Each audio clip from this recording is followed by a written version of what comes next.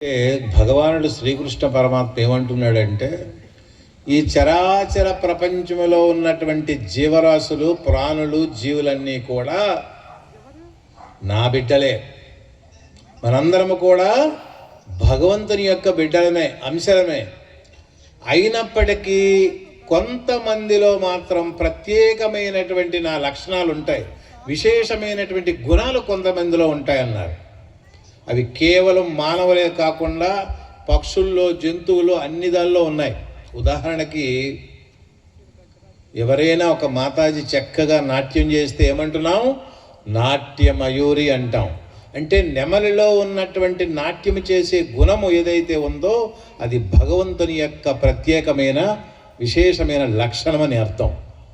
ఎవరైనా చక్కగా గానాన్ని ఆలపిస్తే గాన కోకిల అంటాం. నల్లగా ఉంటుంది ఇంత పక్షి, ఉత్కృష్టమైన మానవుడికి ఆ పేరు పెడుతున్నామంటే దానిలో ఉన్నటువంటి గానం ఏదైతే ఉందో, శ్రావ్యం ఏదైతే ఉందో పరమాత్మ యొక్క ప్రత్యేకమైన లక్షణమని. అలాగే ఎవరైనా నాడి పట్టి రోగాన్ని కుదిర్చారనుకోండి, వైద్యో నారాయణ హరిహి అన్నాం. భగవంతుని యొక్క ప్రత్యేకమైన లక్షణం వారిలో ఉందన్నారు. ఒక ఉపాధ్యాయుడు పాఠాలు విని దేశానికి పరిపాలించిన పెద్దవారు అవుతున్నారంటే ఆ ఉపాధ్యాయుడు కూడా భగవంతుని యొక్క ప్రత్యేకమైన అంశ అని అర్థం. అటువంటి భగవంతుని యొక్క ప్రత్యేకమైన అంశే 1889లో అసలు 1800 సంవత్సరంలో పుట్టిన 19వ శతాబ్దంలో పుట్టిన వారందరూ కూడా భారతదేశంలో మహాత్ములే. 1835 షిరిడీ బాబా గారు, 1836 రామకృష్ణ పరమహంస, 1850 శారదాంబ, 1863 స్వామి వివేకానంద, మరి 1879 రమణ మహర్షి గారు, 1885 మనకి శివానంద సరస్వతి వారు.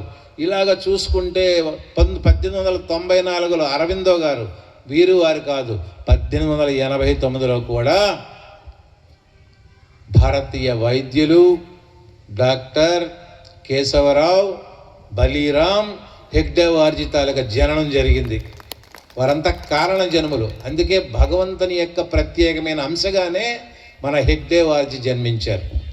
నాగపూర్లో ఒక కురుగ్రామంలో జన్మిస్తే ఆనాడు బ్రిటిష్ ప్రభుత్వం నుండి హిందువుల మీద జరిగినటువంటి అరాచకాలు, ధ్వంసం, విధ్వంసం, మానాలు, ప్రాణాలు అన్నీ పోతుంటే ఎవరికి వారు చనిపోతున్నారు. హిందువులందరినీ కూడా సమైక్యంగా పెట్టి ఒక ఉమ్మడిగా ఒక ఐక్యత ఏర్పరచామంటే ఎవరొచ్చినా మన మీదకి మనం దండెత్తగలన్నటువంటి ఒకే ఒక్క ఆలోచనతో ఒక భారతీయ వైద్యుడు ఒక సంఘని ఏర్పాటు చేయాలని అనుకుంటూ 1925 సెప్టెంబర్ 27 విజయదశమి నాడు రాష్ట్రీయ స్వయం సేవక్ సంఘ్ స్థాపించారు. జై శ్రీరామ్. స్థాపించిన దానిలో 17 మంది, ఆ తర్వాత 26 మంది మీటింగ్ పెట్టుకున్నారు సభ్యులు. అయ్యా, సంఘ అయితే స్థాపించాం కానీ దీనికి ఏం పేరు పెట్టుకుంటాం? భారతోద్ధారక మండల్ ఒక ఆయన ప్రవేశపెట్టాడు. అందులో ఇంకో ఆయన జరీ పట్కా మండల్, ఇంకొక ఆయన, ఇంకొకరు రాష్ట్రీయ స్వయం సేవక్ సంఘ్ అన్నారు. 20 మంది రాష్ట్రీయ స్వయం సేవక్ సంఘకి ఓటు వేస్తే 1926 ఏప్రిల్ 17వ తారీఖున రాష్ట్రీయ స్వయం సేవక్ సంఘ్ అనే నామకరణంతో ప్రవేశపడింది. జై శ్రీరామ్. అప్పటికి సంఘ తాలూకా ప్రముఖ హెగ్డే వారిజీ, ఇంకా వారి సరసంఘ చాలక అవల 1929 నవంబర్లో సరసంఘ చాలకగా వారు వస్తూ యావత్ భారతదేశంలో శాఖల్ని అభివృద్ధి చేయడానికి ప్రయత్నం చేసే పనిలో భారతదేశంలో హిందూ అనే పేరున్నటువంటి ఏకైక యూనివర్సిటీ బెనారస్ హిందూ యూనివర్సిటీ. అన్ని దగ్గర హిందూ కాలేజీలు ఉన్నాయి కానీ హిందూ యూనివర్సిటీ అనేది నాకు తెలిసి అది ఒకటే ఉందేమో అనుకుంటాను, కాశీలో. అదే యూనివర్సిటీలో ఉపాధ్యాయులుగా పనిచేసినటువంటి నాగపూర్లో జన్మించినటువంటి మాధవ్ సదాశివ్ గోవల్కర్ వారితో పరిచయము, వారి సంఘలో రావటం హెగ్డేవార్జీ ఏ విధంగా అయితే 1925 నుండి 1940 వరకు అధ్యక్షులుగా ఆర్ఎస్ఎస్ వారి పరిభాషలో సర్ సంఘ్ చాలక్, వారి తర్వాత 1940 నుండి 1973 వరకు మాధవ్ సదాశివ్ గోవల్కర్. వారి తల్లి ఎంత పుణ్యాత్ములు అంటే, ఒకప్పుడు ఆ మాధవ్ భూమిలో ఒక చిన్న పసితనంలోనే మేకును భూమిలో దిగ్గొడుతుంటే, భారతమాతనైనా మేకు గొచ్చకూడదనైనా, చాలా తప్పు పని చేసావంటే ఆనాటి నుండి జీవితంలో ఎప్పుడు కూడా నేను కొట్టనమ్మా అన్నటువంటి గోవల్కర్ మనందరికీ గురూజీ. ఆయన ఒక కారణ జన్ముడు. 33 సంవత్సరాల 1940 నుండి 1973 వరకు 33 సంవత్సరాలు భారతదేశం అంతా కూడా 60 సార్లు పర్యటించి కొన్ని వేల శాఖల్ని ఆర్ఎస్ఎస్ స్థాపించినటువంటి మహానుభావుడు. అయినా ఎంతటి వారైనా సరే ఆర్ఎస్ఎస్ ఇంతటి కార్యక్రమాలు చేసేటప్పటికి కూడా అప్పట్లో ఉన్నటువంటి ప్రభుత్వాలు 3 సార్లు దీన్ని నిషేధించడం కూడా జరిగాయి. 1948 మహాత్మా గాంధీ హత్యకు ఆర్ఎస్ఎస్కి సంబంధం ఉందని ఆరోపణ చేసి గోవల్కర్ గారికి జైలు పాలు చేస్తే, అప్పుడు ఉన్నటువంటి లక్ష్మణ్ హై కమిషన్ లాల్కెల్లాలో విచారణ జరిపితే ఆర్ఎస్ఎస్కి మహాత్మా గాంధీ హత్యకి సంబంధం లేదని ఆ కమిషన్ నిరూపించింది. 72లో ఎమర్జెన్సీలో కూడా నిషేధించారు. మొన్న 92లో అయోధ్య రామ జన్మభూమి బాబరీ మసీద్ సంఘటనలో కూడా 3 సార్లు నిషేధించిన 3 సార్లు కూడా ఎటువంటి దోషం లేదనే వచ్చింది. మరి అటువంటి 1962లో 73 తర్వాత 73 నుండి మళ్ళీ 1993 వరకు 20 సంవత్సరాల పాటు మధుకర్ దత్తాత్రేయ వారు సరసంఘ చాలక్గా చేశారు. 93 నుండి 2000 వరకు వారిని అందరూ కూడా రజ్జుబాయి అంటారు. రాజేందర్ సింగ్ గారు ఒక 7 సంవత్సరాల పాటు సరసంఘ చాలక్గా చేశారు. 2000 నుండి 2009 వరకు కేఎస్ సుదర్శన్ గారు సరసంఘ చాలక్గా చేశారు. నిన్న సాయంకాలం మేము సభకు వెళ్ళాం. ఇక్కడ నెల్లూరు జిల్లాలో అల్లూరు మండలంలో ఇసుకపల్లిలో ఆ గ్రామానికి కేఎస్ సుదర్శన్ గారు రాష్ట్రీయ స్వయం సేవక సంఘ తాలూకా అధ్యక్షులు ఆ గ్రామానికి వచ్చారంట. చూడండి, మన ఆంధ్రాలో ఎన్నో ప్రదేశాలకి. మరి వరకు కూడా మోహన్ భగవత్ చేస్తున్నారు.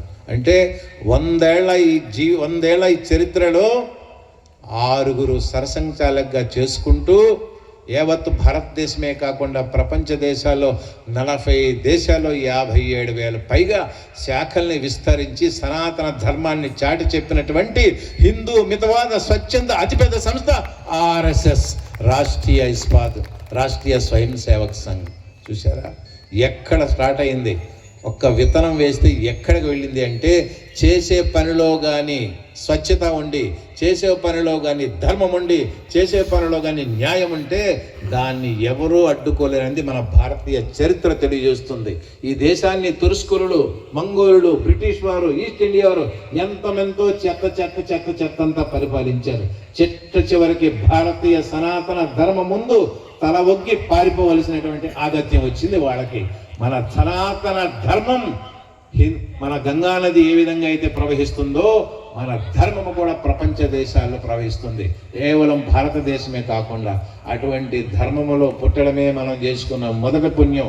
అటువంటి దేశంలో పుట్టడమే మనం చేసుకున్నటువంటి మోక్షులుగా ఉండడమే యోగ్యమైనటువంటి జీవితం. ఇంతకన్నా ఎవరైనా ఏమనుందా?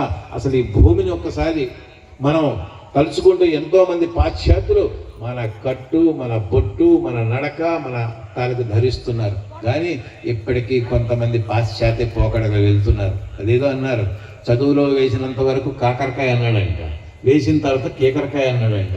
మన ధర్మము, మన సంస్కృతి తెలిసి పాశ్చాత్య దేశంలో నాగరికత నేర్చుకుంటూ మన కట్టు బొట్టు ధరిస్తుంటే మనం ఏమైతే వాళ్ళు ఎప్పుడో విడిచిపెట్టి అది లాక్కుంటూ పీక్కుంటూ ఉన్నటువంటి పరిస్థితి ఉంది.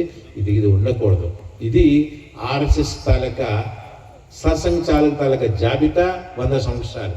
అయితే ఆర్ఎస్ఎస్ రాష్ట్రీయ స్వయం సేవక్ సంఘ్ ఒక వ్యక్తి మానసికంగా, శారీరకంగా దృఢంగా ఉండాలి అంటే మొట్టమొదట ఆయనకి వ్యాయామము అవసరం. ఇప్పుడు చాలామంది 40 ఏళ్ళు నిండక ముందే చాలామంది కిందన కూర్చోలేనిటువంటి వాళ్ళు ఎంతో మందిని చూస్తున్నాం. రెడీమేడ్ కుర్చీలు కూడా, స్టూల్స్ కూడా తెచ్చుకుంటున్నారు. అంటే సరైనటువంటి వ్యాయామము లేకే. ఈ శరీరాన్ని భగవంతుడు ఇచ్చాడంటే 84 లక్షల రకాల ఉత్కృష్టమైన విశేషమైన విజ్ఞానవంతమైన జ్ఞానవంతమైన ఉపాధి మనకి ఇచ్చారు అంటే దాన్ని సార్థకత చేసుకోవడానికే రావాలి కానీ అనిత్య పదార్థాలతో ప్రయాణం చేయకూడదని తెలిసి మహాత్ములు ఇటువంటి గొప్ప గొప్ప సంస్థలు స్థాపించినటువంటి విషయం మనం తెలుసుకోవాలి. అయితే ఆర్ఎస్ఎస్ చేసిన పనులు సామాన్యమైన కావు. మనస్సు మెదడు దృఢంగా ఉండాలి, వ్యాయామం. మెదడు ఉల్లాసంగా విలాసంగా ఉండాలి అంటే ఆధ్యాత్మిక చింతన, భారతీయ గ్రంథాలు చదవటం, దానిలో ఉన్నటువంటి మహోన్నతమైనటువంటి విషయాల్ని అధ్యయనం చేయటం, మననం చేయటం, నిధిధ్యాసలో పెట్టుకోవడం, తదుపరి ఆచరణ చేయటం. ఆచరణ చేసిన ప్రతి ఒక్కడు కూడా భగవత్ స్వరూపుడే. భగవంతుడు నేరుగా లేడు, ధర్మాన్ని ఆచరించేవాడే భగవంతుడు. అందుకే అన్నారు రామో విగ్రహాన్ ధర్మ. రాముని యొక్క మూర్తి భవించినటువంటి ధర్మస్వరూపమే రాముని విగ్రహం అన్నారు. కాబట్టి ఇక్కడ ఉన్న వారందరూ కూడా రామస్వరూపాలే. అటువంటి ఆర్ఎస్ఎస్ యొక్క ముఖ్య ఉద్దేశం హిందువుల్ని సమైక్యపరచడం, నెంబర్ 1. నెంబర్ 2, భారతీయ సంస్కృతి విలువలు దాన్ని పరిరక్షణ చేయటం, విపత్కాలాల్లో తోటి వారిని కాపాడటం, అఖండ భారతాన్ని మళ్ళీ సాధించటం. ఈ విధంగా చేస్తూ దేశాన్ని పటిష్టంగా చేస్తూ దేశం వైపు ఇతర అంటే ప్రపంచంలో ఉన్నటువంటి అన్ని దేశాల్లో హిందువుల్ని కూడా జాగృతం చేయటం. ఈరోజు చూసారా, అఖండ భారతం అని అనడం కాదు, అఖండ భారతం వచ్చే సమయం అయిపోయింది. రేపో మాపో బంగ్లాదేశ్ మళ్ళీ భారతదేశంలోకి వచ్చినటువంటి సమయం ఆసనమైంది. వాళ్ళకి గతి ముక్కు రెండు లేకుండా ఉన్నాయి. ప్రధానమంత్రులే పారిపోతున్నారు. ఇంకేమవుతుంది, మళ్ళీ మన దగ్గరికే రావాలి వాళ్ళు. పాకిస్తాన్, భూటాన్, మాల్దీవ్, శ్రీలంక, మయన్మార్ ఇలాగ 8 దేశాలు భారతదేశం నుండి విడిపోయాయి. మళ్ళీ అవి రానున్నటువంటి సమయం ఆసనమైంది. ఎందుకంటే ఇది ఋషి భూమి, ఇది తపోభూమి. ఇక్కడ ప్రపంచానికి ఆదేశించిన వారమే తప్ప ఒకరి దగ్గర విన్నవారు భారతీయుడు కాడు, అందరికీ బోధించేవాడు భారతీయుడు. అందుకే భారత అంటే భా అంటే ప్రకాశం, రత అంటే ఆసక్తి, ప్రకాశం అంటే వెలుతురు, వెలుతురు అంటే జ్ఞానం, జ్ఞానాన్ని ఆసక్తి కలిగిన ఏకైక దేశం భారతదేశం. జై శ్రీరామ్. అటువంటి దేశంలో మనం పుట్టున్నాం. ఇక వీళ్ళకి స్ఫూర్తి ఏమిటి? ఒక హెగ్డే వారికి కానీ, ఒక గోవల్కర్ కానీ వీళ్ళందరికీ స్ఫూర్తి ఉంటుంది కదా, అది మన భారతీయ గ్రంథాలే. స్వామి వివేకానంద పాశ్చాత్య దేశాల్లో కూడా సనాతన ధర్మాన్ని చాటి చెప్పారంటే దానికి మూల కారణం గురువు గారి కన్నా మొదటి గురువు అయినటువంటి తన తల్లి భువనేశ్వరి దేవి. నిరంతరం కూడా భగవద్గీత చెప్పారు, తెలియజేశారు. నేను జట్కావాడిని అవుతానమ్మా అంటే జట్కావాడు అయ్యాయా? శ్రీకృష్ణ పరమాత్మ కూడా రథాన్ని యుద్ధంలో జట్కాగా చేశాడు, వాడిలాగా నువ్వు జట్కా వాడవన్నారు. సనాతన ధర్మాన్ని కాపాడమన్నారు తల్లి. అటువంటి తల్లులు ఈ దేశంలో పుట్టినవారు కాబట్టి ఈరోజు స్వామి వివేకానంద ప్రపంచ దేశాల మన వర్తాన్ని చాటి చెప్పారు. ఇక నమే పార్థాస్తి కర్తవ్యం త్రిషు లోకేషు కించన నానవాప్తమవాప్తవ్యం వర్తయేవ చ కర్మణి. నమే పార్థాస్తి కర్తవ్యం త్రిషు లోకేషు కించన నానవాప్తమవాప్తవ్యం వర్తయేవ చ కర్మణి అన్నారు. భగవంతుడు ఏమన్నాడంటే, ఓ కలియుగంలో పుట్టినటువంటి మానవులారా, నేను భగవంతుడైనటువంటి నాకు కావలసినటువంటి వస్తువు ఈ విశ్వంలో ఏదీ లేదు, ప్రాప్తించింది లేదు, ప్రాప్తించబోయినది లేదు, నాకు లేని వస్తువు ఏదీ లేదు, అంతా నాదే. అయినప్పటికీ కూడా అనునిత్యము నేను కర్మ చేస్తున్నాను. కర్మ అంటే పని చేస్తున్నాను. చేసే పని ఏ పని? వేదహితమైన పని చేస్తున్నాను. మరి మీరు చేయకపోతే ఎలాగా? భగవానుడే లోక కళ్యాణం కోసం, లోక సంగ్రహణ కోసం అనునిత్యం పనులు చేస్తుంటే మనందరం పని చెయ్యాలనా వద్దా? చెప్పండి గట్టిగా. అందుకే మధ్యాహ్నం భోజనం చేశారా అని అడిగాను. మనందరం పని చేయాలనా లేదా? ఎటువంటి పని? వేదహితమని, సత్యమైనది, ధర్మమైనది, న్యాయమైనది ఏదైతే ఉందో ఆ పని మనం చేయాలని పరమాత్మ మనకు తెలియజేస్తున్నాడు. ఒకటో స్ఫూర్తి. రెండవది, ఏ మనిషి కూడా పని లేకుండా ఉండకూడదు. తాతలు బాబులు సంపాదించారు కదా అని చెప్పి దాన్ని అరగదీసుకోకుండా ఉండకూడదు. పుట్టిన ప్రతి ఒక్కడు కూడా కర్మ చేయాలి, కష్టపడాలి. ఆ కష్టపడిన ఎక్కడ పుట్టాను నేను, ఏ దరిద్రులో పుట్టాను, ఆ భరతమాత. మేమంటాం ఏమీ లేదండి, వచ్చినప్పుడు ఏమీ తీసుకురాలేదు, వెళ్ళినప్పుడు ఏమి తీసుకుపోలేదు అంటారు. వెళ్ళినప్పుడు తీసుకొని వెళ్ళాలి. ఈ భారత గడ్డలో పుట్టావంటే ఈ భారతమాతకు సేవ చేసి భరతమాత ఒడిలో జీవించడమే మనం తీసుకెళ్ళడం, అంతకన్నా గొప్పది ఇంకేమైనా లేదు. అటువంటి పని ప్రతి ఒక్కరు కూడా చేయాలి. అందుకే యద్యదాచరతి శ్రేష్ఠ తత్తదేవేతరో జనః సయత్ ప్రమాణం కురుతే లోకస్తదను వర్తతే అన్నారు. సమాజములో గొప్పవారు, శ్రేష్టమైన వారు, పెద్దవారు ఎలాంటి పనులు చేస్తున్నారో వారి దిక్కు చూచి మనం చేయాలంట. ఇది పరమాత్మ అంటున్నాడు భగవంతుడు. చూడండి, ఎవరైనా గ్రామాల్లో దేవాలయం కట్టారు, మనకి తాహత ఉంటే సహాయకరించండి, మానసిక సేవ చేయండి, శారీరక చేయండి, ధన సాయం చేయండి. చెరువులు తవ్వించారు, ఆసుపత్రులు వైద్యాలయాలు కట్టించారు, దానితో పాటు నిత్య అన్నదానాలు పెట్టారు. ఇటువంటి కార్యక్రమాలు చేస్తున్నారు అంటే మనము కూడా చేయాలి. కానీ ఏమైనా పని పాటలేదు, డబ్బు ఉంది, అలా ముత్తాతల నుండి డబ్బు ఉంది, వాడు ఏదో చేశాడంటే అంతకన్నా అవివేకం ఇంకొకటి లేదు. మీరందరూ అనుకుంటున్నారేమో దేవాలయాలకు వెళితే దేవుడి చుట్టూ ప్రదక్షిణం చేస్తే అవి వాడి స్వామికి రకరకాల వంటలు పెడితే డబ్బు ఐశ్వర్యం వస్తుందేమో. ఎవ్వరికి రాదు. నువ్వు ఇస్తే వస్తుంది, తోడితే ఊరుతుంది. నువ్వు దానం చేస్తే నీకు వస్తుంది. నువ్వు రూపాయి ఇస్తే నీకు 10 రూపాయలు వస్తుంది. కానీ కాకి కూడా ఎంగిలి మెతుకులు ఇవ్వకుండా నాకు లక్షలు కావాలంటే ఎక్కడా వచ్చినటువంటి శాస్త్రము లేదు. అటువంటి నమ్మకండి. అలాంటి టీవీలో ఉన్నటువంటి యాడ్లు అంతకన్నా చూడకండి. దానికన్నా దౌర్భాగ్యం ఇంకొకటి లేదు. ఆ దౌర్భాగ్యం ఎక్కువయ్యే ఈరోజు హిందూ మతంలో ఇన్ని రకాలైనటువంటి అవగుణాలన్నీ కనిపిస్తున్నాయి. కష్టపడాలి. శరీరం సహకరించిన వరకు కష్టపడు. కష్టపడిన దానిలో నిజాయితీ, ధర్మము, సత్యము, న్యాయం. ఏమిటండి ధర్మబద్ధమైనటువంటి జీవితం? కలియుగంలో మనిషి అనేవాడు సునాయాసంగా మోక్షం పొందాలంటే ఎలాగా? ధర్మోపార్జిత జీవితానాం శాస్త్రేషు జ్ఞానేషు సదారతానాం అతిథి ప్రియానాం గృహేషు మోక్షం పురుషోత్తమానాం. ఒకటే మాట, ధర్మోపార్జిత ధర్మబద్ధమైనటువంటి ఆర్జన చేసిన దాంతో జీవించటం, ఇంటికి వచ్చినటువంటి అతిథిని సన్మానించడం, సత్కరించటం. తర్వాత శాస్త్రేషు, చదువు ఉంటే శాస్త్రం చదువు లేకపోతే అధ్యాపకుల దగ్గర కూర్చొని శ్రవణం చేయు, దానితో జ్ఞానాన్ని పొందు. ఈ మాత్రం చేస్తే గృహస్థంలో ఉన్నా సరే మోక్షం పొందుతారు. దీనికి కాషాయం అక్కర్లేదు, హిమాలయాలు వెళ్ళక్కర్లేదు. కానీ ఇవి చేస్తే జై శ్రీరామ్. నిద్రపోతున్నారా ఏంటి? అక్కడ ఏవో తెచ్చిపెట్టారు, ఇంకా ఇది అయిన వెంటనే ఏదో బిస్కెట్ ఏవో సంథింగ్ ఇస్తారు. అయ్యా జై శ్రీరామ్, జై జై శ్రీరామ్. నేను నెల రోజుల నుండి 2 పూట్ల కార్యక్రమంలో ఉన్నాను. నాకు ఇంత ఎనర్జీ ఉంటే మీకు ఎందుకు లేదు ఎనర్జీ? అందులో ఒక పూట భోజనం. జై శ్రీరామ్. కాబట్టి మనము చేయవలసింది ఏమిటి? ఈరోజు 140 కోట్ల జనాభాలో ఉన్నామంటే ప్రపంచ దేశాల్లో జనాభాలో నెంబర్ 1 స్థాయికి వచ్చాం. ఒకప్పుడు చైనా ఉండేది, ఇప్పుడు భారత్ నెంబర్ 1 స్థానంలో ఉంది. కేవలం ధర్మాన్ని కాపాడితే సరిపోతుందంటే ధర్మంలో చాలా విషయాలు ఉన్నాయి. ఈరోజు దేశం, ఒక చిన్న ఉదాహరణ చెప్తాను చూడండి. POK, Pakistan occupied Kashmir. మనం ఇల్లు కొనుక్కున్నామండి, ఇల్లు మంది, వాకిలు ఎవరిది? మందేనా?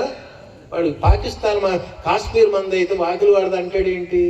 వాడికి చెప్పు దెబ్బలు తినాలా లేదా? వాడు ఈరోజు గొడవ ఎందుకు అని చెప్పి వాడి దగ్గరకు వెళ్లకుండా మన భారతదేశంలో ఉన్నటువంటి ఎగుమతులను తీసుకొని వెళ్తూ ప్రపంచమంతా షిప్ తిరిగి ఆఫ్ఘనిస్తాన్లో ఉన్నటువంటి ఒక ఓడరేవుకి వెళ్ళి ఆ ఓడరేవు కూడా భారత ప్రభుత్వమే డెవలప్ చేసి అక్కడ సరుకులు దింపి అక్కడి నుండి రోడ్డు ద్వారా, లారీల ద్వారా, కార్ల ద్వారా సరుకులు పంపించి ఏదో మనం వ్యాపారం చేసుకుంటే వాడికి ఏమైనా వచ్చిందండి పోయే కాలం అమెరికా వాడికి ఆ ఓడరేవు మీద కూడా సుంకాలు విధించాడు, ట్యాక్సులు వేశాడు. భారతదేశం ఎప్పుడు కూడా అభివృద్ధి చెందుతున్న దేశంగా ఉండాలి తప్ప చెందిన దేశంగా ఉండకూడదని చెప్పి ఆడ ఆలోచన. ఎవడైనా సూర్యుడికి చెయ్య చాపి సూర్యుని తన కాంతిని ఎవడైనా ఆపగలడా? భారతదేశానికి ఆపేవాడు ఇంక ఎవడు లేడు. రానున్నప్పుడు విశ్వగురువు భారతే మొత్తం అంతా అవుతుంది. జై శ్రీరామ్. శ్రీరామ్. ఏం చేశారు మన మోడీ గారు? ఏరా అనేక దశాబ్దాల నుండి కూడా మా డబ్బంతా తీసుకొచ్చి మా సరుకులు తీసుకొచ్చి నీ డాలర్ కొనుక్కుంటూ నీ డాలర్ మా దగ్గర పెట్టి సరుకులు మేము దిగుమతి చేసుకుంటుంటే నీకంత వచ్చిందా అన్నారు.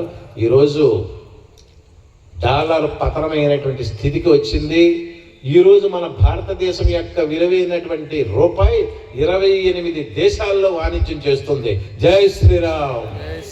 రష్యా వాళ్ళు కూడా మన రూపాయి తీసుకుంటూ మనకి చమురు నిల్వలు అన్నీ ఇస్తున్నారు.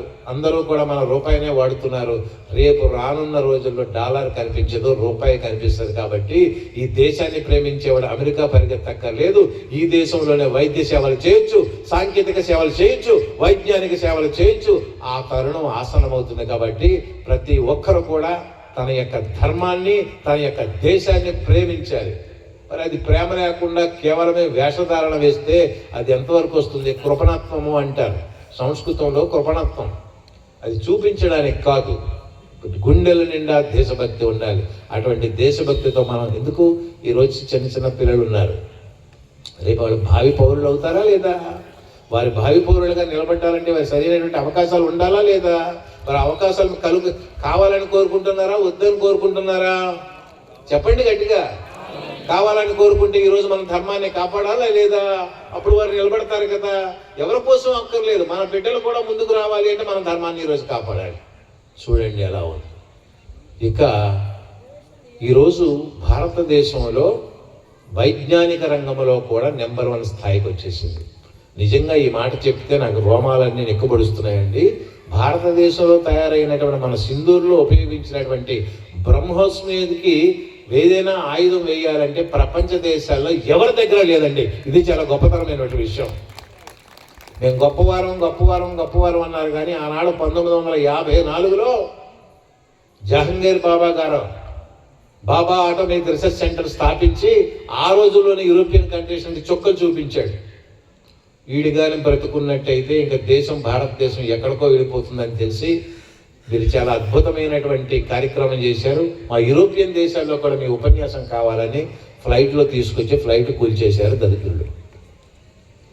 జహంగీర్ బాబా ఆనాడు స్థాపించినటువంటి 1954 బాబా ఆటోమేటిక్ రీసెర్చ్ సెంటర్, ఆ తర్వాత 1958లో DRDO defence research and development organisation, మళ్ళీ 1969 ISRO Indian space research organisation. ఈ 3 సంస్థలు ఎందుకు ఈ 3 చెప్పాల్సి వస్తుందంటే ఈ 3 సంస్థల్లో పనిచేసినటువంటి భారతీయ శాస్త్రవేత్తలు సాక్షాత్తు భగవత్ స్వరూపులు. వాళ్ళు ఎంత మేధాశక్తి ఉందంటే భారతీయ శాస్త్రజ్ఞుల్లో ఇటువంటి మేధాశక్తి ఉందంటే ఇంకెవరము వీరిని పట్టుకోలేమని చెప్పి భారతీయ శాస్త్రవేత్తల్ని అనూహ్యంగా ఎవడో ఎక్కడో ఏ ఆకాశరామన్నో తెలియదు కానీ వాళ్ళ మరణం జరుగుతున్నాయి. 2014 మోడీ గారు వచ్చినంత వరకు హత్యలు చాలా ఎక్కువ జరిగాయి. 2014 తర్వాత తగ్గాయి. ఈ మధ్య కాలంలోనే విన్నాను, ఒక పేపర్లో చూశాను, బ్రహ్మోస్లో పనిచేస్తున్నటువంటి ఒక యువకుడు 30 సంవత్సరాలు హత్యకు గురయ్యాడంట. చూడండి, నిఘా సంస్థలు వాళ్ళకే లేవు. ఈరోజు మన భారతదేశంలో నిఘా సంస్థలు ఒకటి రా అయితే ఇంకోటి నేషనల్ సెక్యూరిటీ ఏజెన్సీ ఏదైతే ఉందో దేశానికి ముప్పు రాకుండా ముందే ఎదుర్కొంటున్నారు. ఆ ఎదుర్కోవడమే మన ఢిల్లీలో జరిగినటువంటి డాక్టర్ల తలకాయ అటాక్. వైద్యో నారాయణ హరిహి అన్నారు. అంటే వైద్యుడు సాక్షాత్తు భగవానుడే అని. అది మన పెద్దలు పెట్టినటువంటి పేరు. ఇప్పుడు ఏమంటున్నారు తెలుసా? అందరూ అలా లేరు కానీ తప్పదు. వైద్యరాజ్య నమస్తుభ్యం యమధర్మరాజ సహోదర యమతి హరతి ప్రాణానిచ ధనానిచ. ఇప్పుడు వైద్యులు ప్రాణంతో పాటు డబ్బు కూడా కొంప కొల్లేరవుతుందంటే చూడండి. ఈరోజు నిజంగా వైద్య శాస్త్రం చదువుకుంటున్నటువంటి ఒక భారతీయుడు ఆలోచించాలా? గంగామాత, గోమాత, ఈ ప్రపంచంలో ఒక గోవు ఇంకో గోవుకి హాని చేస్తుందా? ఒక కాకి ఇంకో కాకి హాని చేస్తుందా? ఒక పంది ఇంకో పందికి హాని చేస్తుందా? ఉత్కృష్టమైనటువంటి జన్మ అని చెప్పినటువంటి మానవుడు రెండో వాడికి హాని చేసే ప్రయత్నంలో ఉన్నాడు. నువ్వు జ్ఞానివా అజ్ఞానివా? నువ్వు పశువా అది పశువా? చెప్పండి, ఆలోచించండి. అన్నంలో కల్తీ, నూనెలో కల్తీ, పెట్రోల్లో కల్తీ, పిల్లల మందుల్లో కల్తీ. ఏం చేస్తున్నారయ్యా? ఇదే ధర్మం కాపాడడం, ఇదే చేయటం. బిర్యానీ కల్తీ, బియ్యం కల్తీ. నిన్నెవరో విన్నాను, పేరు చెప్పకూడదు, తెలంగాణలో కూడా అంట ప్లాస్టిక్ రైస్ తయారయ్యాయండి. చూడండి, ఇది ఎక్కడ వినలేదు. బియ్యంలో ప్లాస్టిక్ రైస్ కలపడం కాదు. ఎన్నాళ్ళు ఉంటావు? ఎన్నాళ్ళు ఉంటావు? పాంచభౌతికమైన దుర్భరమైన కాయంబు ఎప్పుడు విడిచునో ఎరుకలేదు. శతవర్షముల దాకా పాంచభౌతికమైన దుర్భరమైన కాయంబు ఎప్పుడు విడిచునో ఎరుకలేదు. శతవర్షముల దాకా చెప్పిది గాని నమ్మరాదా మాట నెమ్మనమున. బాల్యమందో, ముదిమియందో, ప్రాయమందో, వృద్ధాప్యమందో, ఊరను అడవినో ఉదక మధ్యమనో మరణమే నిశ్చయంబు దేహమున్నంతలో తన్నుదాను తెలియవలియో. ఒక్కటి ఆలోచించండి, ఎంత చక్కగా రాశాడు నరసింహ శతకంలో. పంచభూతాలతో ఏర్పడినటువంటి శరీరము ఏ క్షణమైనా పడిపోతుంది. బాల్యమా, యవ్వనమా, వృద్ధాప్యమా, రోడ్డు మీద, నీటిలోనా, భూమి ఆకాశం మధ్యలోనా, ఫ్లైట్లోనా, నీ వెనక మాత్రం మృత్యు వస్తూనే ఉంది పులిలాగా. ఈ శరీరములో చైతన్యం ఉన్నప్పుడే నేను ఏమి చేయాలి? భగవాను నాకు ఈ ఉత్కృష్టమైన కాకి, పంది, నక్క జన్మ ఇవ్వకుండా మానవ జన్మ ఎందుకు ఇచ్చారు? ఈ జన్మ యొక్క లక్ష్యం ఏమిటి? ఈ జన్మ యొక్క లక్ష్యము పరోపకారం ఇదం శరీరం. మన వాళ్ళు ఈరోజు ఇంత పెద్ద సంస్థ స్థాపించారంటే స్ఫూర్తి. అనిన మాటయు తప్పుట అనుచితంబని కదా ఆ దశరథేంద్రుడు కాలధర్మమందే ఆడి తప్పుట దోషమని కదా శిబిమేని కండలు చెండి ఇచ్చే. ఆడి తప్పుట దోషమని కదా బలిపాతాళమునకేగే. ఆడి తప్పుట దోషమని కదా హరిశ్చంద్రుడు మాలగొలిచే. అంత దూరము బోనేల అభ్యనాభ తనదు పలుకులు నిలుపగాదే అఖిల సంపదల్బాసి. అడవులకేగి ఇడుములు గుడుచు మా ధర్మరాజా.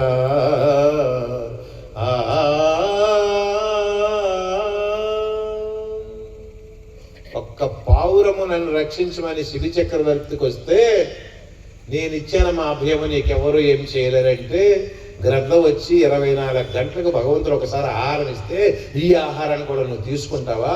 నా తలకు ఆహారమే పౌరం, నా పౌరం నాకు ఇవ్వంటే నేను పౌరానికి అభయనిచ్చాను. నేను ఒక భారతీయ చక్రవర్తిని, ఒక భారతీయ రాజును, ఆడిన మాట తప్పను, ఇది విడిచిపెట్టి ఏదైనా కావాలి తీసుకో అన్నాడు. అయితే ఏమంటే నీ ఒంట్లో మాంసం ఇవ్వయ్యా అని గద్ద అడిగింది. సరే అన్నాడు. భార్యను పిలిపించాడు, కత్తి తీసుకురావే అని. వెంటనే కత్తి తీసుకొచ్చింది. ఎందుకు కత్తి నా భార్య అడగలేదు. నా భర్త ఎప్పుడు కూడా ధర్మములోను, సత్యములోను, న్యాయములోను, ప్రపంచంలో, విశ్వంలో కీర్తి అనుకుండాలన్నటువంటి ఇల్లాలు. వెంటనే కత్తి తీసుకొస్తే కోసుకొని ఇచ్చాడు. అంటే అటువంటి శిబి చక్రవర్తి ప్రాణాన్ని సైతం పుట్టినటువంటి ఒక శిబి చక్రవర్తి పుట్టినటువంటి పుణ్యమైన దేశం మన భారతదేశం. జై శ్రీరామ్. అది మన వాళ్ళకు స్ఫూర్తి. ఆడిన మాట కోసం సత్య హరిశ్చంద్రుడు యావత్ భారతావాన్ని, అఖండ భారతావాన్ని, తృణమంతా కూడా త్యాగం చేసి కాటి కాపరై కూర్చున్నటువంటి సత్య హరిశ్చంద్రుడు పుట్టిన దేశం మన భారతదేశం. మనం ఏం చేస్తున్నామో చూడండి. ఒక ధర్మరాజు, ఒక బలి చక్రవర్తి రాక్షస సంహారానికి నీ వెన్నెముక కావాలయ్యా అని అడిగితే వెన్నెముక తీస్తే ప్రాణం ఉంటుందా? వెన్నెముకను కూడా దానం చేసినటువంటి దదీచి మహర్షి పుట్టినటువంటి భారతదేశం మనది. ఈ చరిత్ర ప్రపంచంలో ఎక్కడా లేదు. అది మనం గుర్తుంచుకోవాలి. అలాంటి దేశంలో పుట్టి ఈ ధర్మం ఒకరు చెప్తే మనం రక్షిస్తామా, ఒకరు చెప్తే ఆచరిస్తామా? ఎవరితో వాళ్ళకి లేదా? శ్రీకృష్ణ పరమాత్మ గీతలో అనలేదా, ఉత్తరేదాత్మానాత్మానం, అరే నీ మటుకు నువ్వు ఉత్తరించవయ్యా అన్నారు. ఎవరికి వారే ధర్మాన్ని ఉత్తరించుకోవాలి. ఒకరు చెప్పిన వరకు మనం ఆగాలేదు. ఈరోజు RSS కార్యక్రమంలో హిందూ సమ్మేళనం అయితే ఇంటింటికి కరపత్రిక వెళ్ళి రండి, హిందూ సమ్మేళనం రండి రండి రండి రండి, కుంకుమంతో బొట్టు పెట్టి, ఇవి అవసరమా మనకి? ఒక్క పిలుపు చాలు, ఒక్క వాట్సాప్ కాల్ చాలు, ఊగిపోవాలి. నిన్న రాత్రి 12 వరకు నా నెల్లూరు నుండి వచ్చి నేను ఇక్కడ పడ్డాను. మీరు ఇక్కడెక్కడి నుంచి రావడానికి మీకు ఇంత కష్టంగా ఉంటే ఇంక ధర్మాన్ని ఎక్కడ సాధిస్తారు? ఒక్క విషయం గుర్తుంచుకోండి, ఈ భారత గడ్డ మీద పుట్టిన ప్రతి వ్యక్తి ధర్మాన్ని ఆచరించకపోతే హీనాదిహీనమైనటువంటి కీటక జన్మలు పొందుతారు. ఇది ఎందుకంటే మానవ జన్మ భగవంతుడు మనకిచ్చింది ధర్మాన్ని, సత్యాన్ని, న్యాయాన్ని ఆచరిస్తూ లోకం కోసం మనం జీవిస్తూ, లోకం మనం తరిస్తూ, లోకాన్ని తరింపజేయడమే సగటు మానవుని యొక్క ధర్మము. అదే మన డాక్టర్ కేశవరావు బలీరామ్ హెగ్డే గారు స్ఫూర్తి, ఇవన్నీ గ్రంథాలు చదివి స్ఫూర్తితో ఇంతటి మహావృక్షమైన వటవృక్షాన్ని స్థాపించారు రాష్ట్రీయ స్వయం సేవక్ సంఘ్. అందులో మనం అందరము కూడా భాగస్వాములవే. ప్రతి ఒక్కరు కూడా లోనండి, హృదయం నుండి రావాలి. ఇప్పుడే చెప్పారు, ఎక్కడ చనిపోతామో తెలియదు. ఏం పెట్టారు బోర్డు పైన? ఆ పక్కన పెద్ద అక్షరాలతో ఏం పెట్టారు?